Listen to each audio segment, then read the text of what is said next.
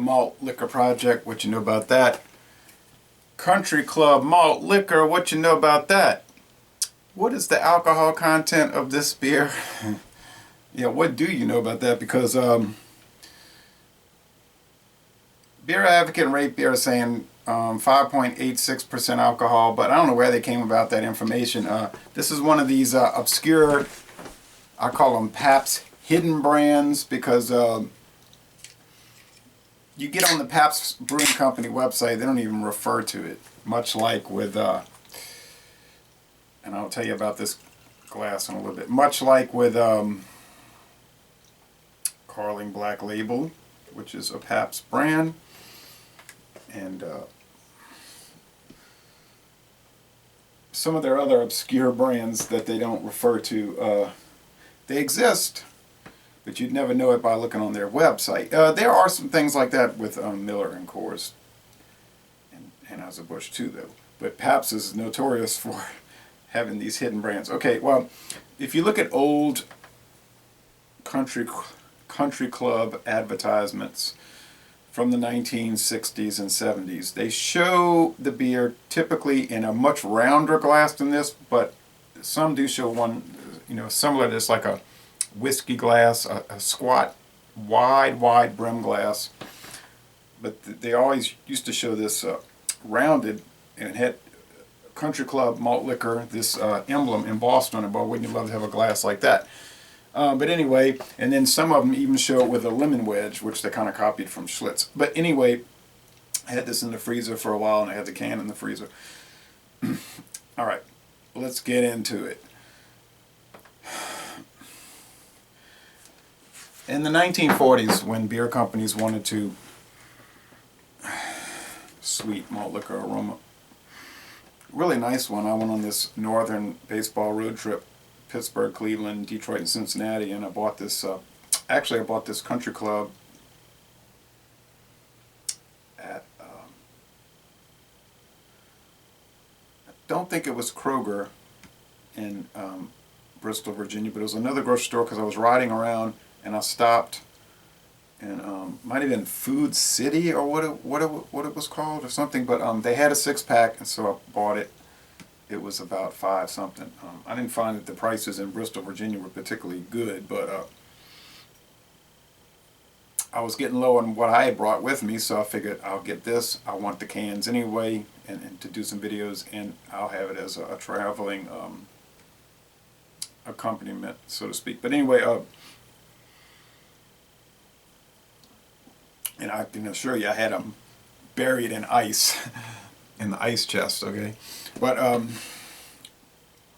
in the 1940s, when beer companies wanted to develop an extra strong beer, as they're called in Canada, extra strong beer, or in Great Britain, they found out that the U.S. government did not allow such, and apparently still does not today, allow such a reference, and you could not ever at the time, and really not really even today, reference the alcohol content of beer. That was a real no-no.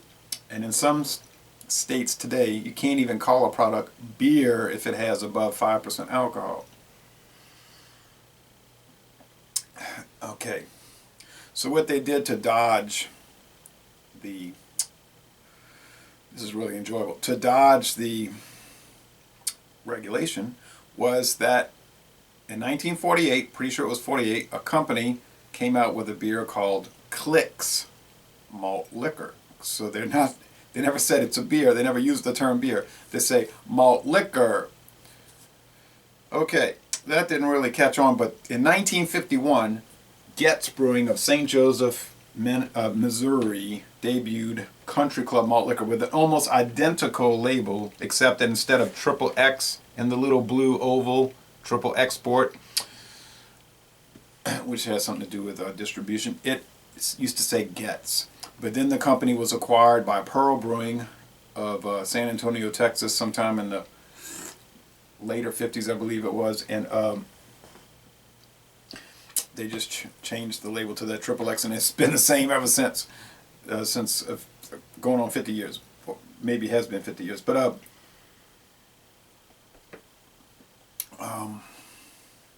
So if you look at the old advertisements, it'll say, the old tagline was, a lot to drink without drinking a lot. Okay, a lot to drink without drinking a lot. And if you look at the other old advertisements for Country Club, it'll say, they're very clever. Like all the malt liquor ads were very clever. Like they're very coy. They would say, these malt liquors are different than beer because they have more of what you're looking for when you drink beer, that extra special thing that you want. In other words, you know, obviously alcohol, but you know, they couldn't say it.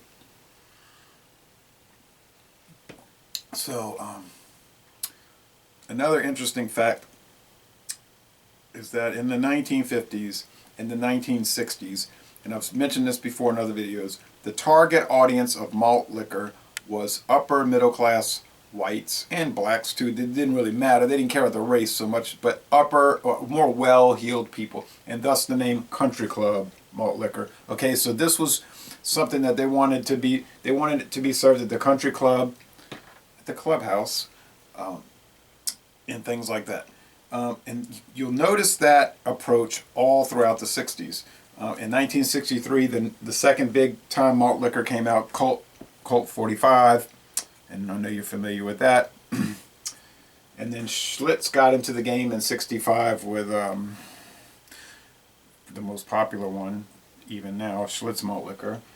And then Budweiser got into it with Budweiser malt liquor, which has been replaced for the last 30 years with King Cobra malt liquor. And it might even be the same beer. My theory with King Cobra is they just took Budweiser malt liquor and said, okay, bing, now it's King Cobra malt liquor. And that could be the case. I don't know that. I can't prove it. I presume it.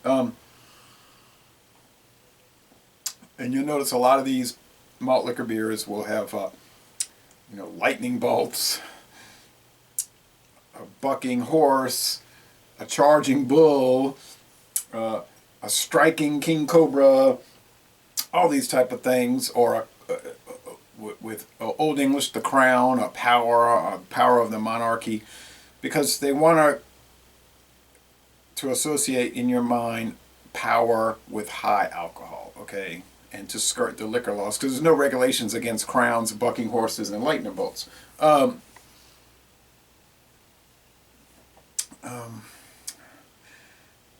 It's very interesting. I'm not going to go into all that, but if you get online, Yahoo or Google, and you look up Country Club malt liquor or Country Club malt liquor advertisements, you can read all of them. I mean, they're very informative ads, really.